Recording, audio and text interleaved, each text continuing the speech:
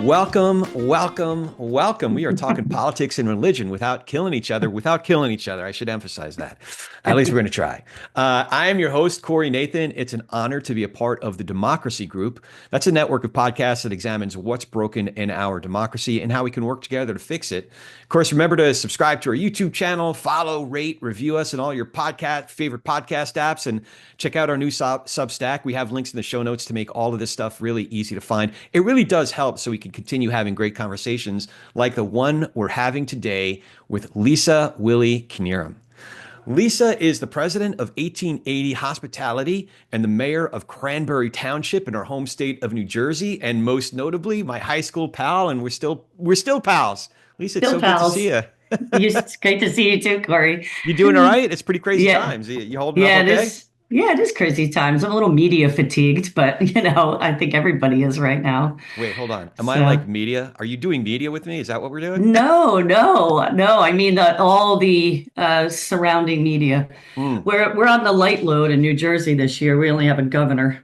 So it's not a presidential year, so it's a little bit lighter, but still every 5 seconds of that media has been absorbed and purchased. Yeah, and you can't escape it, How have conversations been going in your neck of the woods? Like, obviously 2024 was pretty fraught, and especially a state like New Jersey where it's not totally blue or but seems like it's more purple now than ever. How have the conversations been going since, I don't know, over the last few months? I've seen a lot more activism than I've seen in past years. I think you've got a lot more people going out there, and their voices are getting louder, is what I feel like. People are tired, fatigued, like I said, from the media.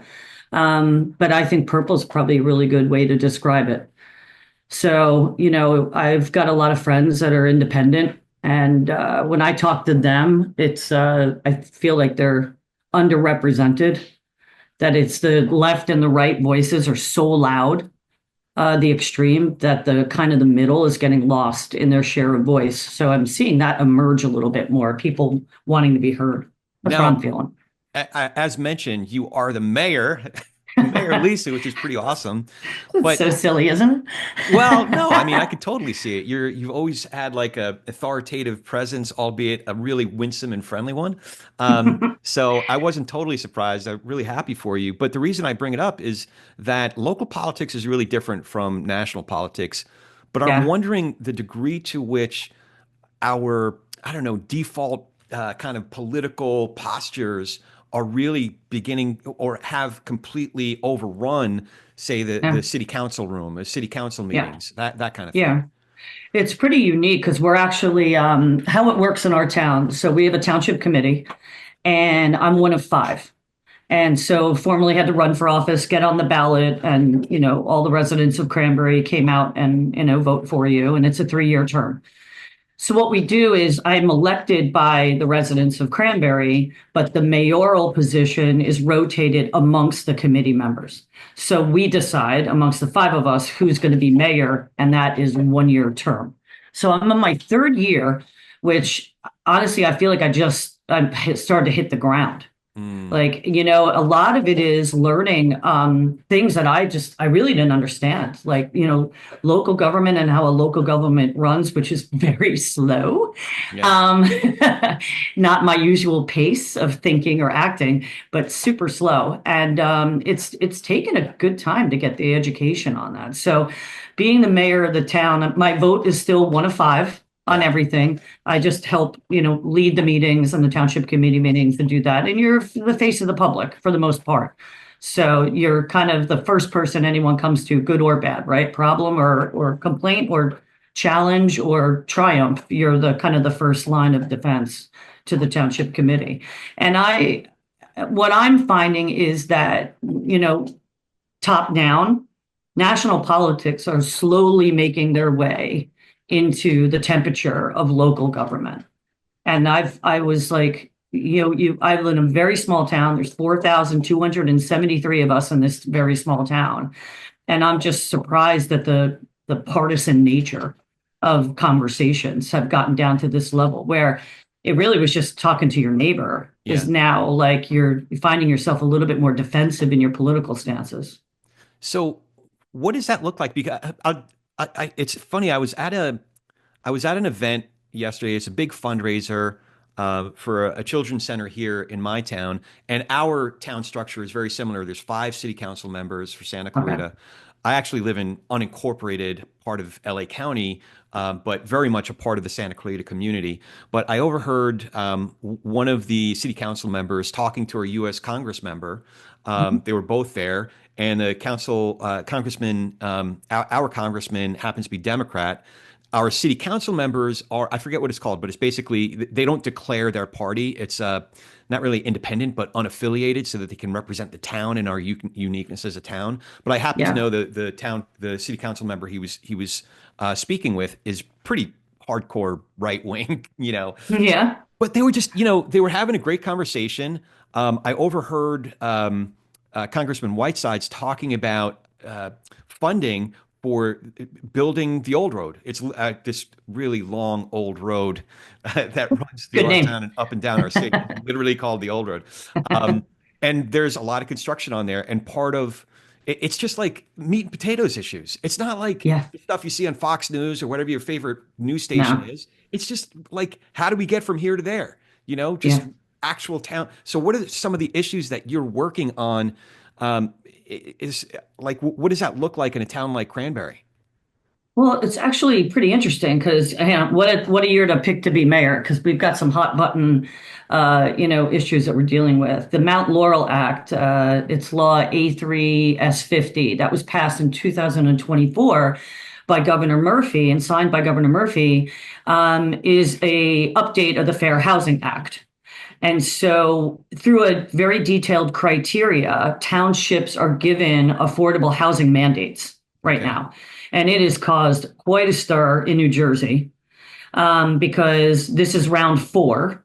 Okay. And each round that goes on, there's more requirements. And it makes towns that have, like ours, that have been very, very active in farmland and open space preservation, we simply don't have the space. And it's forced us into this process where we have to acquire property in order to do this. And the public is just getting educated on this topic now because we have to pass ordinances for us to now negotiate with people for land use. Like I said, we have a very, very small town. It's 32.67% of our town is either open space or preserved farmland, which is quite an amount. So we were given a mandate of 265 units, is what they call them. Hmm. We need to basically build. We only have 1,500 dwellings in our town right now. Oh, wow. So we're being asked to add 265. It's affordable housing. We have an excellent school system. And so I'm in complete favor of affordable housing because to me it breaks generational, um, lack of education that's been going on for generations in some folks. Because in our town, you really can't buy a starter house, right? Yeah. Like the houses are really up there from a cost perspective. So a young family can't buy into this school system easily. And by building affordable housing units, I believe education is the key to garnering independence in this country at this point. So if we can get these kids into our school system and educate them in a way that they couldn't normally afford, their parents couldn't afford, then I'm all for it. So I'm all for it. It's just that the number for our size town is what's causing a lot of dialogue amongst our residents. That seems like a pretty significant percentage in Yeah. relation to the actual structures that you have now. So, a couple of Yeah. questions. One is the state requiring the town to come up with the funding? Do you have to self-fund these buildings? Yeah, you can get credits and there's tax credits available out there. And so you can go back and we can get credits for that. So there is, but in this case, we have to purchase land. How do you raise the And revenue to purchase the land? well, again, we have the third lowest property taxes in Middlesex County. And having been from here, You know, the property taxes are a big hot button issue. Oh Our yeah. municipality has been able to keep taxes down for the same flat for nearly 10 years. And Okay. we actually had a decrease one year. So, you know, it's pretty, it would take a pretty significant, we have a great reserve. We're very fiscally responsible as a town. So if we had to dip into our reserve in order to purchase land, okay. But if we're purchasing land that someone could build a warehouse on, they're going to get that land assessed at a much higher level, which means that the town would not be able to afford that. It's not a plausible, you know, the state can't force you to go out and raise taxes and raise that money if it's disproportionate amount of money. If we can purchase land for a reasonable amount, yeah. And that's the part of the process we're in now. We've identified land for us to purchase and negotiate with the landowner. And so that's what we're in the process. But this has been arduous to try to find the land. Your land needs to be a 250-foot buffer from any warehouse or distribution center. You have to be connected to sewer. You need to be close to mass transit so people can, in an easy way, get to and from work. Where our land is located in Cranberry, there's not a lot of sewer connections left. In my home right now, I don't have a sewer connection. We're septic. So there's real problems when you're trying to funnel land down to this level of detail. Now you're talking and you're looking about, you know, letters being sent and you're throwing words like condemnation and eminent domain out there. You know, it's making residents really nervous. I would So I would imagine you're running into the not in my backyard problem, NIMBY, not in my backyard. yeah, we've got, you know, again, you know, people are, you know, all anonymous on Facebook, right? Yeah. So there's that whole cop out of being like people immediately making calls that this is going to be Section 8 housing. And so what if it was? You know what I mean? It's like, you know, they don't want that here. There were 17 municipalities that sued New Jersey. All of them were tossed out. Hmm. And we had the opportunity if you want to join one of these lawsuits. But knowing that it was going to get tossed out because we have an affordable housing consultant that we've worked with for years, said, don't bother. So they're just going to get thrown out of court. And they have. The Yeah. other problem is when you join 17 other people in anything, you're making the assumption that every point all 17 are making, you agree with.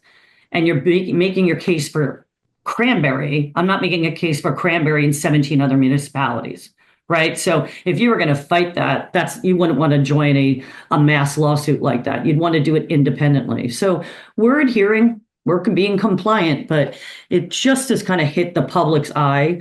And I had to send out an FAQ sheet because someone posted something on Facebook and 83 comments later, I thought they were coming for us with pitchforks and torches at town hall. So I was like, let me just handle this the way I would normally handle something at work, and I'll put out an FAQ. And I, you know, ended my little opening paragraph with, you know, it's common practice, it feels like in the US, that people want to villainize and, you know, publicly confront public servants. Yeah. And I ended it with, it doesn't mean that Cranberry needs to be one of them, Right. So you I know? can't help but think, you know, despite that impression, did you have Simpson or Tip Lady in junior high school? Simpson. You had so yes, they combine those classes and taught some of these civics classes. Yeah, Uh, yeah, I can't help yeah. if either one of them were listening to this, how proud they would be. Right? We've got their jargon down. Yeah. We remember it all these years later, Yeah, right? exactly. Yeah, it's pretty nuts. But yeah, getting back to what you were saying about them having like a you know a civil discussion, you know, I don't believe that it should be partisan. I don't. I honestly, at this level of government, I wish I didn't even have to declare my party. I almost Yeah. feel like it's absolutely irrelevant to do that. And we've got a town that neighbors ours that once they have a nonpartisan process for their local Right. government, and they put it back on the ballot because people were trying to change that, and they're like, Mm, no, it shouldn't be a column A, column B type of a scenario on a ballot. Shouldn't have to be like. You know, I have to declare whether I'm a Republican or a Democrat. It should be immaterial. But then you get an issue like this that gets posted on Facebook, and everybody really does start to mimic the national level of cruelty yeah. and lack of kindness, lack of grace, lack of just civility. Like, I just feel like the whole concept of civility is so dead in this country. I feel like it's what we've lost Mm. the most of. And then when you see that at a local level of neighbors arguing with neighbors, and in such a small town like ours, it's makes you sad in a way. Have you found ways to cut through that? Like, I know it can get frustrating when you're talking with somebody who you've known your whole life or for however long, 20 years, and they're talking to you as if they're talking to somebody else. Like I was having a Yeah, conversation with one of my best friends actually, and I realized the dude was just getting stuff off of his chest. But I'm like, Brandon, yeah, are you're not like if do you want me to answer this? Because if you do, you're hitting on all these talking points that have nothing to do with my position. So yeah. if you want to just get stuff off your chest, that's cool. I'm here for you, buddy. But if you're yelling at me as if those are the positions that I hold, like, hi, my name's Corey. Like, how you doing? Like, Exactly, you know what I exactly. mean? Remember me? Yeah, Yeah, remember me? Yeah, yeah. I have to, I always have to remind myself of that whole ratio of two ears and one mouth, right? That, and I can succumb to that like pretty quickly. So I think a lot of this is me, like, I think this is just karma, like in some weird way of like, Lisa, stop talking and listen. And that's what you have to do more than anything else is exactly what you're saying. Let them get it off their chest, let them get yeah, it out. And then if it becomes personal, then that's where, I'll draw the line. I'm like, and you've just stepped over it with me, and this conversation is over, right? mm, So I had, someone blow up that I know quite well, and I put on about this issue, and I made a comment and private messaged him on Facebook and just said, I'm happy to talk to you one on one. Like, I'm encouraging everybody in town, email me, call me. I'll sit and have a cup of coffee with you at Teddy's luncheonette downtown, and we'll sit and break some bread and get it off your chest, whatever you need to. And so he did, it wasn't like there was even a question posed to him. Do you want to meet one on one? I got this rant, oh, and I was like, I just said, this is not worth my time to do yeah, this. If all you want to do is yell at me, then go do that back on social media. Have at it. But I'm not debating you on Facebook. right. Like, that's not going to get us anywhere. But just have a conversation with me and let's chat. And then he came back. When's a good time for you? So it's like, okay, now we're going to get somewhere. Now we're going to talk, because I guess what people don't understand is that it's not that you're not providing the information to the public. Yeah, There are just some things you can't provide yet, that yeah, we're forbidden from doing yet. And so there's this oversimplification of a role in public office that I find very frustrating. And because I'm just like, you realize we can't do that, right? But they don't.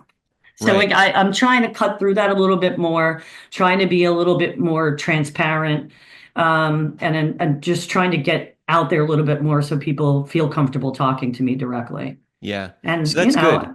I yeah, mean, it sounds like you have a bunch of good gauges to use. One is, I mean, sometimes you just have to know what your boundaries are, know what your limits yeah, are. And if yeah, someone's crossed, one of those boundaries, you just say, all right, either we're going to put an end to this conversation or we're going to pause for now. This is yeah, not the right time, place, or manner yeah, to have this conversation. Two is that you can meet contentiousness sometimes with curiosity, but also with patience, and information. Like, look, I understand you're frustrated about, I don't know, China trade policy, but that's not my purview, you know, at least not right. as mayor of Cranberry, New No, Jersey. that's in my other world. Yeah. Yeah, yeah, we were gonna start a drinking game around the tariff situation, but I realized I'd be bombed by 10 a.m. every day, so we called it off. So I was like, let's not do this. But yeah, I mean, listen, humor is my way to get through anybody, right? Like, just for my own work and what I do as an executive. I'm very social and very personal. I have to be that in my role, whether I liked it or not. It happens to just be my DNA. And I always like to try to default with humor and those types of things, because I find it brings some levity into the room. And again, all you're trying to do is take the temperature down and make people feel like they're being listened to. And as long as someone feels like they're being listened to, even if I can't solve the problem, you're halfway there. So there was this thing trending on social media not too long ago. Parents of babies and toddlers that are just having complete meltdowns, the parents take Kraft cheese singles and just have you. Oh, yeah, they flap them. It was like one on a baby's head. Yeah, and And the then, babies just they laugh like, and giggle, and it's yeah, great. I yeah, wonder if you could do that with your constituents. Just take I like, know. During public comment, I don't like what I'm hearing. I just chuck a piece of cheese out at them. It's better than a gavel, right? I mean, so yeah, that's awesome. yeah, I yeah. love it. I think I'll try. And I'd be like, don't make me use this. I'll just have a stack of cheese right there up on the dais. Yeah, that'd be good. That's great. Oh, so Yeah, I kind of skipped a lot. First of all, so Cranberry, a lot of folks that are listening around the country, around the world, they think of New Jersey, they think of the smokestacks off the turnpike, or maybe they watched, yeah. I don't know, Sopranos and watched the beginning of, the opening title sequence to that. Or And that's how they Jersey think of Jersey. Shore. Yeah, Jersey Shore or whatever. But there's Yeah. so many different parts of New Jersey. There's, the mountains and the Greenlands and The there is, beaches. yeah, the beaches and I always everything. remind everybody, I said our state is called the Garden State for a reason. Yeah. It was not just a fluke, right? I understand the North and the South entry to our state can be confusing to people, and they think, and then we're incredibly dense, right? I mean, we're the densest state in the union, right? Yeah. So we just have a lot of people. But when you come to like Central Jersey, where you and I grew up, and Manalapan and Cranberry and the Princeton area and down the shore and down at the Pine Barrens, we just have a beautiful state. And people just they have a misconception about it. So I'm like very proud to be born and raised in New Jersey, and I love it here, and So, it's so been an where's honor. Cranberry in relation to like New York and We're what's it like really in there? Very the green or Oh what's yeah, yeah, yeah. Again, it's a lot of farmland. Our town was established in 1697, I oh believe. wow. And we're an old George Washington slept here. We got Like proof of there that. Yeah, in Cranberry, right? at the You library, know, he stopped, he read read. we have a very active historic preservation commission. It's one of the boards and commissions in our town. Driving through Cranberry is like driving through It's a Wonderful Life. Literally, like Mhm. hello, savings and loan. Like one traffic light. There's one bank. There's a little post office. It's very much like you can look at it through a black and white lens. Like Mhm. it's a very beautiful historic colonial town. And so one of the things that's a real balance is actually what I ran on. My campaign motto was balancing preservation and progress, because it's a very difficult thing to do in a town like Cranberry. We have this beautiful downtown Main Street, and on the other side of Route 130, which is the main highway that divides our town, Okay. we have 32 warehouses and distribution centers over there Oh in wow. our town, which keeps our ratables down, thus the third lowest property taxes in Middlesex County. So that's a great way, but you still have to balance things. And we have a pretty high senior population within our town. And with that comes a mentality that they like the way things are. They like the way things were. And Mm. they don't want to change that. So we've got a good group of our residents that are holding on for dear life of preserving things. And I completely understand and respect that position, but there's also things that we need to do to move our town forward and try to develop a little bit more economically. And so it's tough when you have a polarizing those things are really polarizing to people. Yeah. So you Yeah, mentioned but briefly your the other hat that you wear as a business person. yeah. My question is, what is a Six Sigma black belt certification, and can you kick my ass with it? No, it's nothing physical. It's nothing physical. So you can get your green belt or you can get your black belt. And Okay. basically, it's a process. It's a really intense process to try to show through continuous improvement in an organization. So if you have an engineer's brain, you'll love Six Sigma processes. So a green belt, I believe, has to show a savings of $125,000, and then a black belt, I believe, is 325,000. Oh. And you basically identify a problem that has some inefficiencies around it, and you go through Six Sigma training and practices and methodologies to try to rid that problem. So if you Mm. have a problem with your supply chain, or you have a problem with customer service, or you've got a problem with your inventory or something like that, you try to tackle that. And so I've been certified. Yeah, So does with that it. apply to So businesses of a certain scale or just even small local businesses? no, you could, I mean, you could practice it to private, public sector. You can apply it to a school. You can apply it to as a teacher. You can healthcare, anything you want, you apply it to, and it's all these different. And it's like a toolbox. And so whatever your problem is, you can try. There's all these different things that you can try, and you go in that toolbox and you say, for this problem, this is the best thing for you to pull, and you try different things to solve it. It's fascinating. It's like nerd alert, like crazy, but I Yeah. love it. It's like, Yeah. it's really cool stuff you really have to get on a problem though. It forces you. And it's like, I think it's over like three-week sessions. So it's a complete immersion into a Okay. problem. Oh, But wow. if it's big enough, it's worth solving, right? Yeah. Yeah, or it's a continuous improvement tool. So it's really keeps you out of being complacent in your business. Now, I'm not going to ask you necessarily, unless you want to comment on what's happening at the national level, but I would imagine in your role as president of 1880 Hospitality, it's pretty hard, especially the way that you put it Yeah, is part of your role is expanding the company's U.S. food service businesses as well as forming new relationships with foreign companies and brands. yeah. Now, I would imagine it's hard to plan your next quarter, let alone your next year or 3 years, I just given. had to turn in my full year forecast today for a board meeting. How do you So do it in a it climate like we're in right now? with a lot of asterisks, Corey. Yeah, yeah, With a lot of asterisks. I mean, literally, this spreadsheet is riddled with here's the rationale by quarter. Here are the different variables. Here are the ways that currently sitting here today, the tariff impacts our business down to like a SKU level. We've had to okay, do it. So I literally have been eating, breathing, and sleeping tariffs, and wow, it's been quite an adventure. And a lot of the companies that I've worked for, we were very European focused in our manufacturing. Some of the companies that I have run, we've been completely coming out of China. This particular one, we've got a good mix. So I think we're sitting in a little bit better of a position. And I think the thing that people don't understand is that decisions like this, I call them, they shouldn't be light switch decisions, hmm, right? So at the national level, what our president is doing right now is he's treating a non-light switch decision as a light switch decision. right, And that's the problem. You flick it and there's immediate action. Had he, my opinion, had he come and said for the following industries, he's got 4 years. He's got yeah, 4 years, right?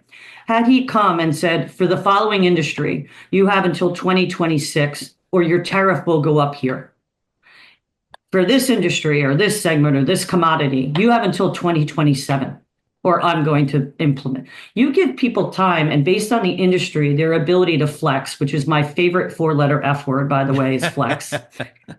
You give companies like mine the ability to change their country of origin, look at domestic manufacturing. You give us the opportunity to plan it out yeah, to do what you're trying to do, which was make our share of trade more equitable for the United States.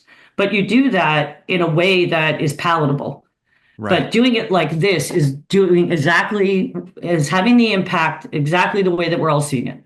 It's having this completely disruptive nature. It's causing us to have terrible conversations with our consumers, which we know at the end of the day is the end user of all of our products is me and you. And that's who we're hurting in this whole process. And that's painful for us to absorb, especially when you have really good relationships with your customers and your suppliers. But now yeah, you're being forced to walk from them after years of relationship because there's no way that you can avoid 145% tariff without an impact, without a price increase, without a tariff tax.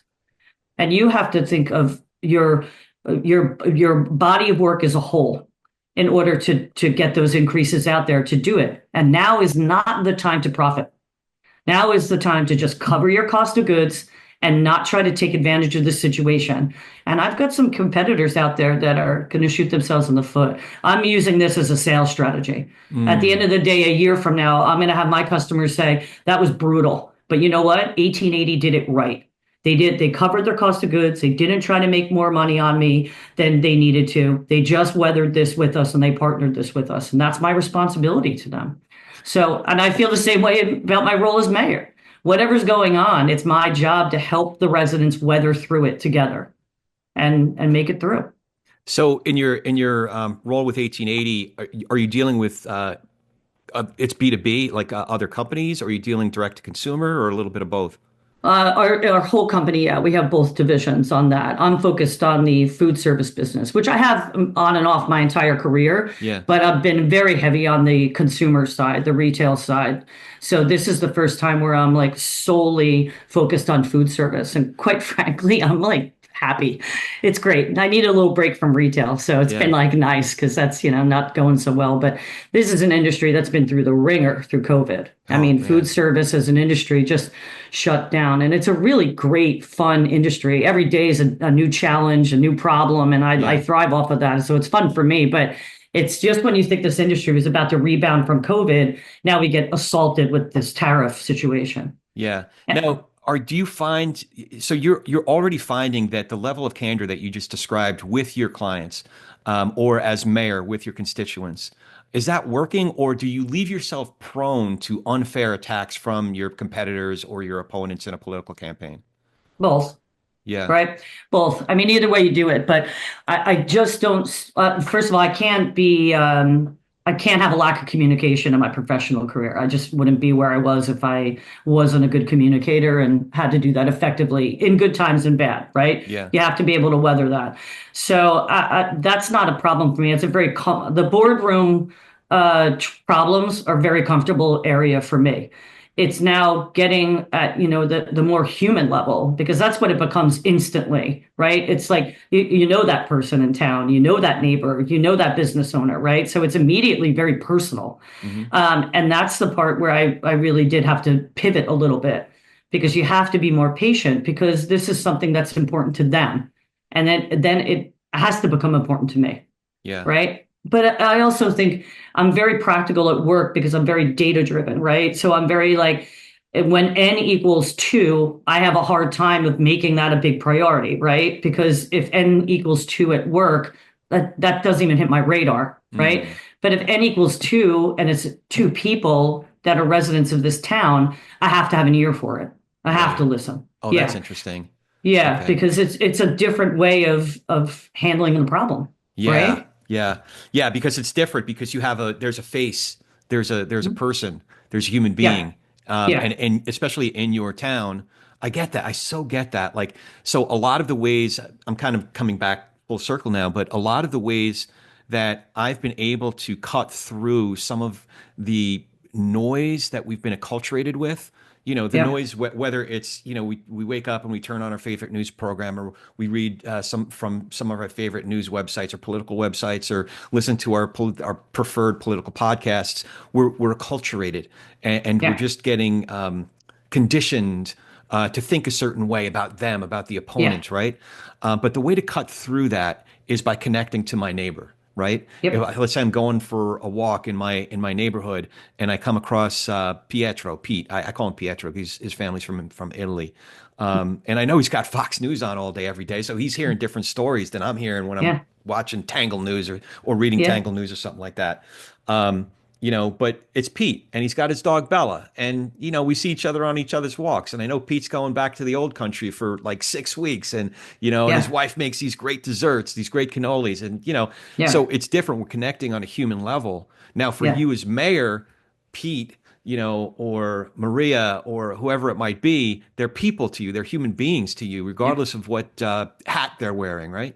Yep. That's exactly it. You got to create a vanilla ice cream environment, right? Like not a lot of flavor, right? Yeah, Not a yeah, lot of spice. So you can't go and yeah, can't go too much from an empathetic standpoint, and you can't go too much from an aggressive standpoint. You got to kind of balance somewhere in the middle. And I know I sound like a stupid politician just then, but it's the you're human getting good approach at to it, at it. least. Yeah, right. I know, 3 years in a row here. So I mean, but that is so that you're being fair, you're being objective, and you're being compassionate. If you kind of stay in the middle of the road there, and that's the way I see it. Yeah.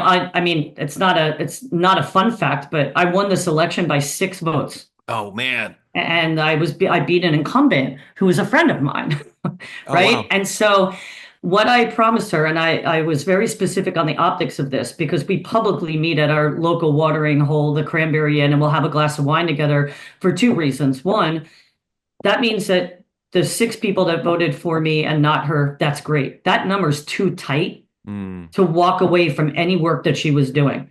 So I made a commitment to her as long as I believed in the work. If she had stuff that she had not yet finished and I agreed with her on it, I'm going to pick it up and I'm going to continue that load because I felt a responsibility, not so much for the people that voted for me, it's the people that didn't vote for me. When a race is that close, yeah. that's what I mean. You have a responsibility to make sure that those voices are still heard. They took the time, they voted, and now they didn't get the outcome that they may have wanted. And Yeah. so I felt for the optics of it, people needed to see. She happened to be a Republican, and I happened to be a registered Democrat. But for people to see us out and about breaking bread, with our notebooks and chatting and going over planning board notes and stuff like that, I thought it was important for the town to see that. Again, another way to bring the temperature down. Like you would think just because I beat her, like were we not friends? We were friends before. We're going to continue to be. Yeah. I So would imagine that there's also ways of incorporating, if not entire, I don't know if it's like pieces of legislation, but initiatives in general, at least pieces of those initiatives into projects that you're working on as well. yeah, yeah, Um, yeah, yeah. in our neighborhood, state, local, and our U.S. representative, for me, the number one issue is, are they going to be able to work across partisan lines? Mhm. At the state level, it's a very Democratic dominated state legislature. Yeah, So the person that I was most enthusiastically supporting happens to be a Republican. She ran for the state Senate, Suzette Valladares. But the reason is she served one term in the Assembly, and she was part of the founding of the Problem Solvers Caucus here in yeah, California. There are also times when she went against her own party, the Republican Party, because she thought that it was representative of our particular district that she was representing. And she picked up that torch when she was running to replace Scott Wilk in the state Senate, and said she's going to get right back into the Problem Solvers Caucus if she's elected. She's going to find ways of getting furthering legislation that can be adapted, or at least partially, by mhm, the Democratic state. It's a supermajority Democratic state legislature. Whereas at the U.S. House, the Republican that represented us for 2.5 terms, he had a special election, Mike Garcia, and then won 2 full terms until this last one. Mike won his first full term by 333 votes out of almost 350,000 that were cast, which is wow, probably about as close as yours, if yeah, you look at percentage wise, yeah, as your race. But Mike didn't find enough opportunities to represent us as a purple district. There were yeah, some big ones that were really meaningful to me, like his votes to affirming the challenge of other states' election results, Pennsylvania and Arizona. I didn't think that represented our district. It just represented a certain fringe of his party. So that's why I yeah, couldn't support Mike. George, on the other hand, George Whiteside's the Democrat who just won the seat. So here I am. I supported a Republican for state Senate, but I supported this Democrat for U.S. yeah, House. But I just hearing that conversation yesterday, I've read some pieces of legislation that he's been supporting where he's co-sponsoring it with Republicans, his Republican colleagues. That's what it's all about. For me, it is. that's the issue. Are Yeah, you able to get yeah. business done with people who are supported by a different party or maybe watch a different news program than you do? Yeah, and it's interesting. It's like if you're not, again, at the national level, I mean, the biggest thing for me was the main reason I believe that the Democrats lost this past election was that they were telling Democrats who to vote for. Mm, They were deciding what, and I see that dribbling mm, all the way down to the local level, is that you can't do that. It's like we just saw that movie all yeah, together. yeah, Don't do it again. right. Like don't have a sequel to that because forcing a candidate on someone because you're a short notice, that's not the right reason to get that support. And I'm finding it at the local level. When I was originally asked to run by a local, Democratic organization here and at the Middlesex County level, it was like, okay, well, you're a registered Democrat, and I'm like, yeah, but you need to understand I'm a moderate. I'm a dying breed, I feel like, but I'm a moderate. I have voted Republican many times. I have voted Democrat many times. I'm very liberal when it comes to the social side of things, but I demand fiscal responsibility from our government. So I like people that run on those platforms. That Yeah. makes me, again, I'm in the middle of the road, but I'm unapologetically there. So you're not going to, just because I'm a registered Democrat doesn't mean I'm a radical Democrat. And if that's what you're looking for, then I don't need the endorsement, right? Like I'm okay not having the endorsement. So of course, they endorsed me, but I just needed to be upfront with them to say, I'm not going to be out there like, campaigning at the state and, national level. First of Yeah. all, I've got too many bones in my closet, right? You can't run for any office at this point in this country. Anything above the local level, even at this, someone's going to come out of the woodwork and try to discredit me in some way. But if you try to go and truly be a true public servant and give your life to politics to try to make a difference, you're going through a shredder. You're Mm. going through like a wood chipper. Yeah. And that's what pains me. I don't care what party you're from. That's what, like, you're taking good people that may have made like a mistake or two in their life and you're tearing them to pieces publicly.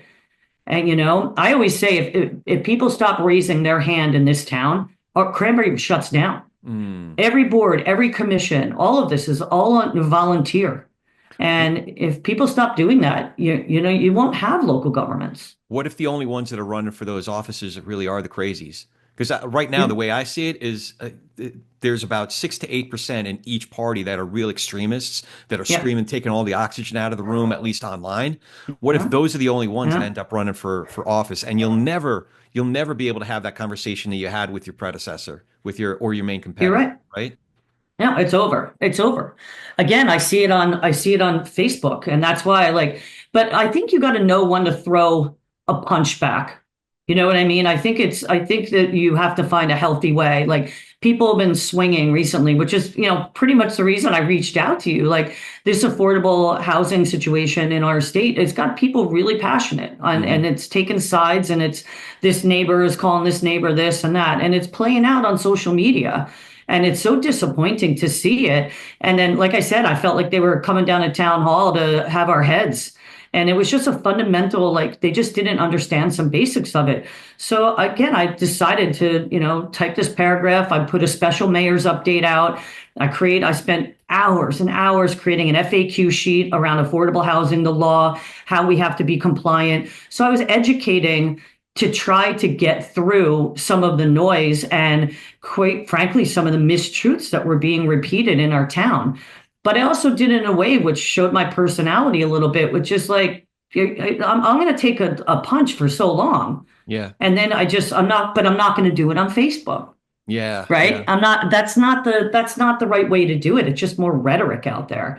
So I'm like, all right, so I'm having to meet the candidates because I'm rerunning for office this year.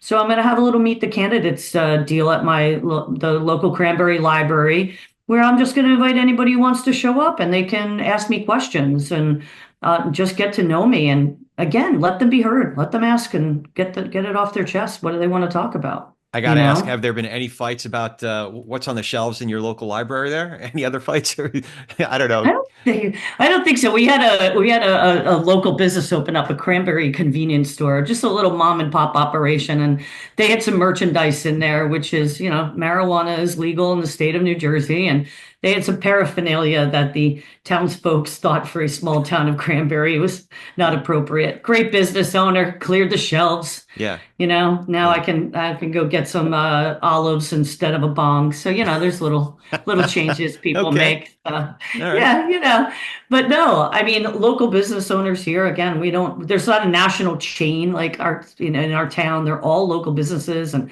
that was like, I was celebrating the fifth year. I write for a local paper.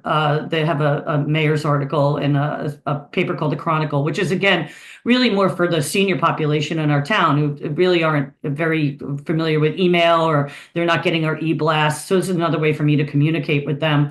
And it dawned on me, like, wow, 5 years ago, like the world was shutting down. This was for Yeah. the March issue of the Chronicle. And rather than like commiserate and like celebrate the anniversary of Doom, I took a completely different approach to it. I was like, this was when we were getting comfortable trusting, not trusting what used to be trusted. There was so much uncertainty, but this beautiful things happened, right? Like we were really kind to each other at the local level. We helped Yeah. a neighbor.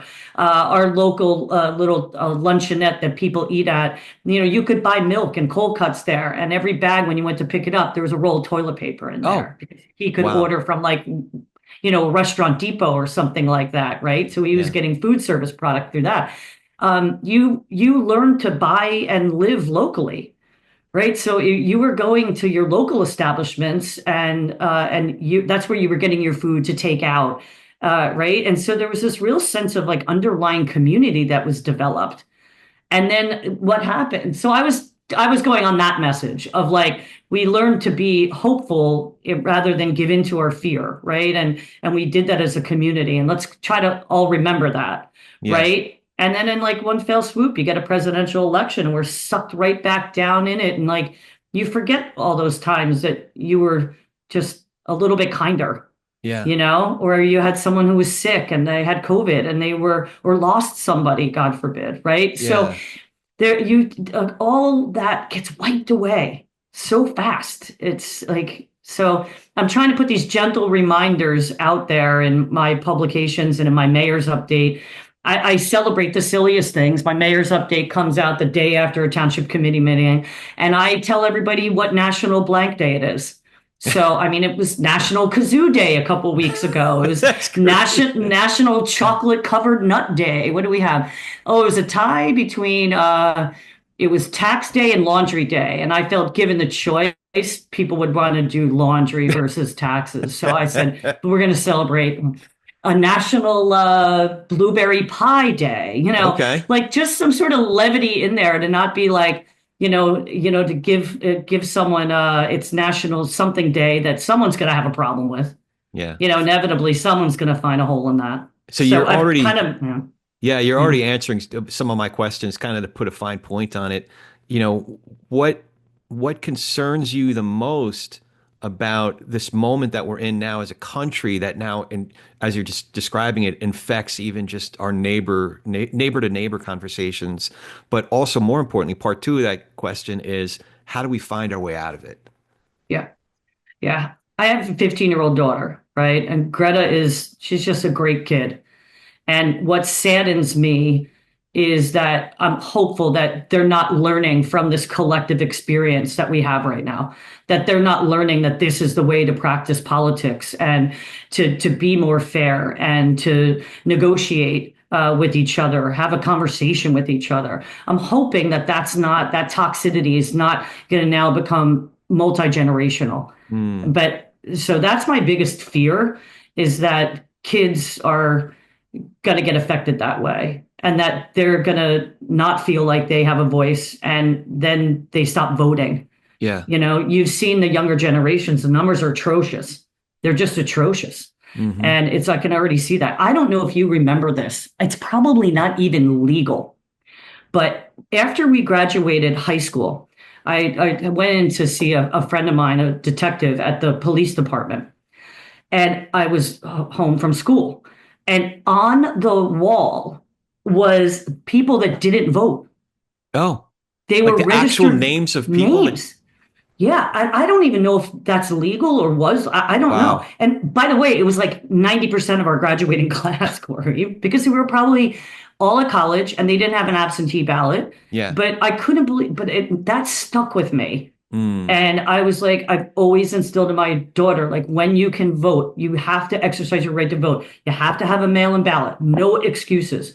So I'm just hoping that this whole lack of stability doesn't become such a cancer that we've got a generation behind ours and another one after that, that this is just going to continue. Mm. Because the common sense seems to have just been sucked out of every room that our government is in. You know, And one of the one of the ways that I've been combating that is simply by answering what could go really south really fast, um, by taking at least the serious parts of a comment or a question seriously, right? Yeah. So I try to strip away, and it takes practice. It takes self-control, not that I don't have in abundance, let's be honest. Right. Like, um, Yeah. but to not take like, I don't know, in some cases 90% of the comment personally, so that I could find the one nugget of a serious point that they're trying to make, and then Yeah. respond to that with the seriousness that it deserves. And I've been Yeah. finding, at least the first time it's hard because you have to do it a few times before the person softens up and has an actual, or sometimes it just doesn't go anywhere. Yeah. But over time, there's this one guy I used to butt heads with all the time about a decade ago. But he and I have been, I see him around town a little bit. We have a lot of mutual friends. I consider him a good buddy, even though we disagree passionately on certain things. Uh, But I've been finding since the election, we've been talking a little bit more, because for, I don't know, better part of a decade, we didn't talk about this stuff. We just talked Yeah. about stuff at church or whatever. But after three or four times, five, six times of me responding to him in a serious way, like taking his point seriously, that the way he approaches me at all about it, whether we're in person or online, is different. Like the nature of it is different. And I find that it doesn't Yeah. happen all the time. It's like the except. I don't Yeah. want to say it's the exception to the rule, but it's happened enough times for me to think that that's one way to approach it. Like Yeah. take them seriously without having to take all of the nonsense and the contentiousness seriously. You know what I mean? Yeah, I called it like those are like period facts, right? Like I watch period news, which is the 5 o'clock news local, Okay. because they don't. There's no subjectivity in it, Mm, right? It's just today the president of the United States was at Mar-a-Lago. Period.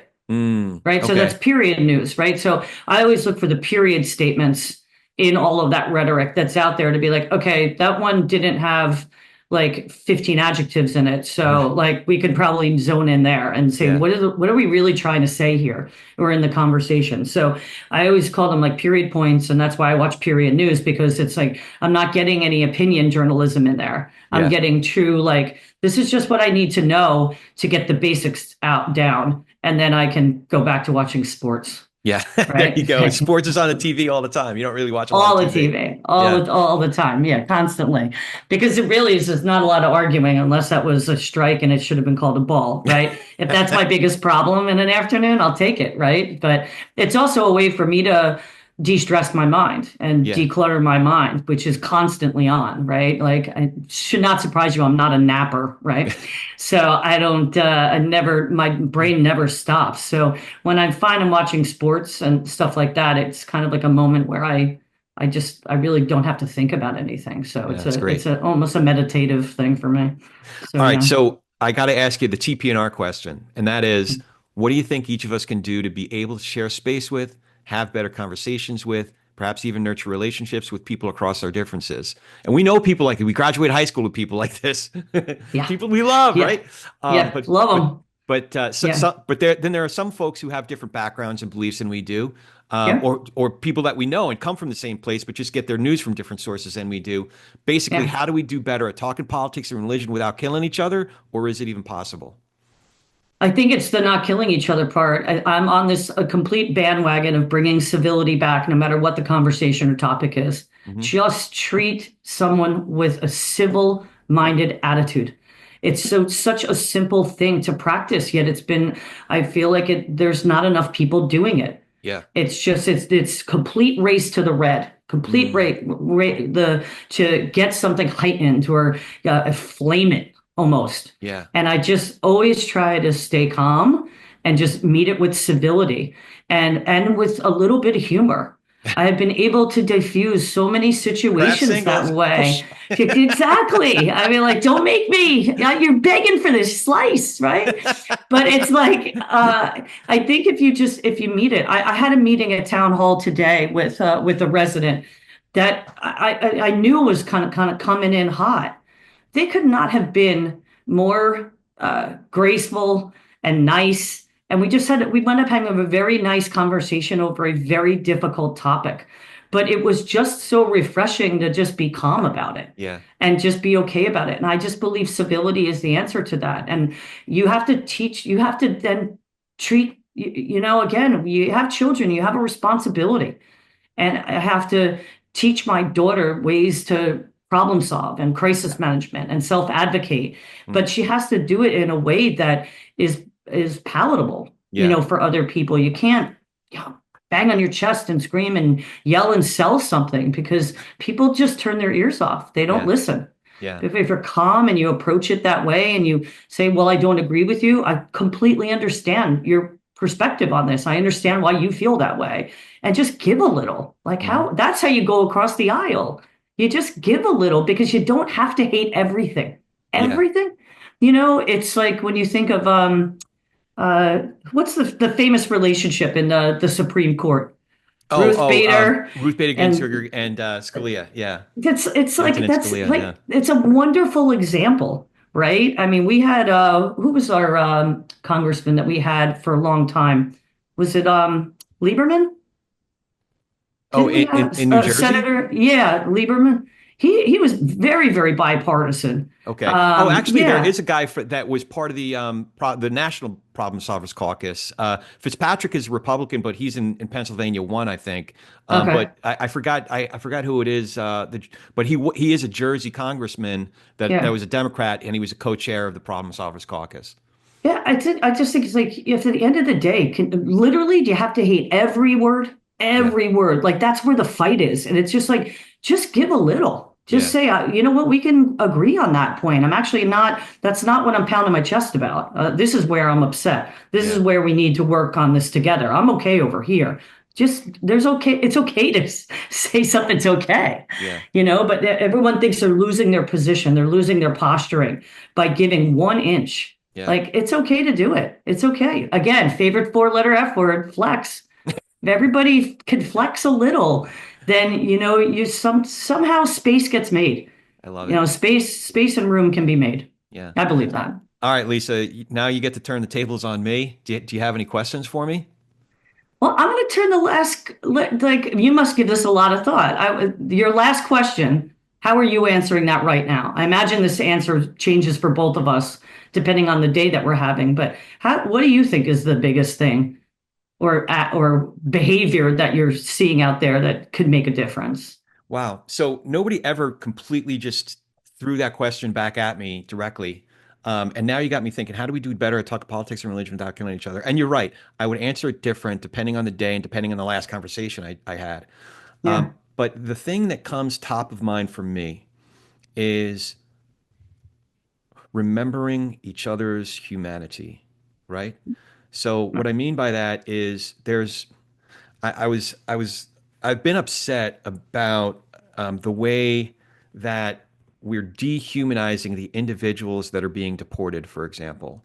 That's the tendency. So there's a lot of folks that rightfully so have been really concerned about immigration policy during the last administration. But the degree to which they're upset has kind of, in some cases conversations I've been having have kind of evolved to where I don't care. I don't care about them. They're quote unquote illegals. Yeah. And so it bothers me because they're then forgetting that underneath that kind of title of illegals, there are human beings here at stake. Yeah. But I have very little control over that. What I do have control over is how I'm seeing the person that's expressing that, right? And I can validate the fact that they're genuinely upset or genuinely scared about something, genuinely see an unfairness that's been taking place, or imbalances, and validate their right to feel a certain way, or have certain positions. To remember, so the bottom line is to remember their humanity. But my proclivity might be, if they're not on the quote unquote right side or correct side of this issue, then what you were saying before, villainize them or Yeah. demonize them even, Mm. and forget about their humanity. And Yeah. what we're doing is, we have the body politic, right? And by vilifying each other and demonizing each other, we're dismembering parts of our body politic. What Yeah. I want to do by remembering their humanity, I'm remembering them, right? I'm bringing them Yeah. back into my own community, into my own neighborhood, into my own circle. So Yeah. when I see that individual, no matter how far apart we might be on an individual issue or any number of issues, if I can remember their humanity. And some people make it really freaking hard for me. They Sure really do. do. They Yeah, really same do. here. Um, Same here. but and I'm not I don't have 1,000, I'm not batting 1,000 on this. Yeah. Um, so that's the other part. I would say that's 1A is like giving each other grace, especially oneself. Like I'm gonna completely blow up. I did it, I shared a little story about how I came over the top on some guy. Oh, they were already on the plane. I'm like, let me tell you something. I went all Jersey on him. Um, Yeah. and I just completely screwed it up. Yeah. Um, Yeah. but so giving ourselves grace too, but remembering each other's humanity, giving each other a little bit of grace, including oneself. So Yeah. that. I think that's a good start. Yeah, that's I like that answer. yeah. Yeah. Um, before we go, so you got a campaign coming up. Is there any way that Yeah. people can follow you, support you, or just make keep up to date with all your shenanigans online? Or Yeah, I've got my Facebook page up there. So, Lisa Knierim for Cranberry Township. okay, And so I've got my Facebook page up there. I try to post often as I can. You can follow me in my mayor's updates. You can sign up for Cranberry's e-links. You get my mayor's updates every 2 weeks. So you can even Zoom right in there and yeah. watch on YouTube a township committee meeting. Oh, So that's they're cool. riveting. They're riveting. But no, I think my campaign is really just being the best mayor that I can be. That's how I'm going to get my voice out there. And I think I'm hopeful that people will recognize me as being compassionate and being fair and always willing to listen. I'm here. I make myself available as much as I can, and that's with a child, a husband, and a full-time job. So Yeah, I do the best that I can, and that's what I'll be voted on. that's awesome. So yeah. Lisa, this is really awesome. I'm so glad you hit me up, and I'm so glad we got to hang I out a little bit. know. Me too. I miss you. It's so great to see you. Thanks for spending time with me. Yeah, the only way it could be So, better is if we were hanging out at Old Silver's, no less. at Old Silver's, New Silver's Tavern. Yeah, New Yeah. Silver's Tavern. Yeah, I'll yeah. let you know when I'm out your way next for a business trip. I was Uh, out there, but it was about 23 hours I was out there. So oh, okay. that was it. It was a short stay, but I'll let you know next time, and hopefully we can meet up and hang out. I'm always game. So That's just awesome. definitely let me know. All right. Thanks again for doing this. Thank you. Appreciate it. You bet. And as always, if you dig Okay. what we're doing here, remember to follow the show, write that review, and now you can watch these conversations on YouTube. It's youtube.com/at politics and religion. And I am at Corey S. Nathan, Corey, S as in Sam, Nathan, at Corey S. Nathan. All the socials, all the things, as well as on Substack too. Now, go talk some politics and religion like Mayor Lisa's been telling you, but with gentleness and respect, and have a great week.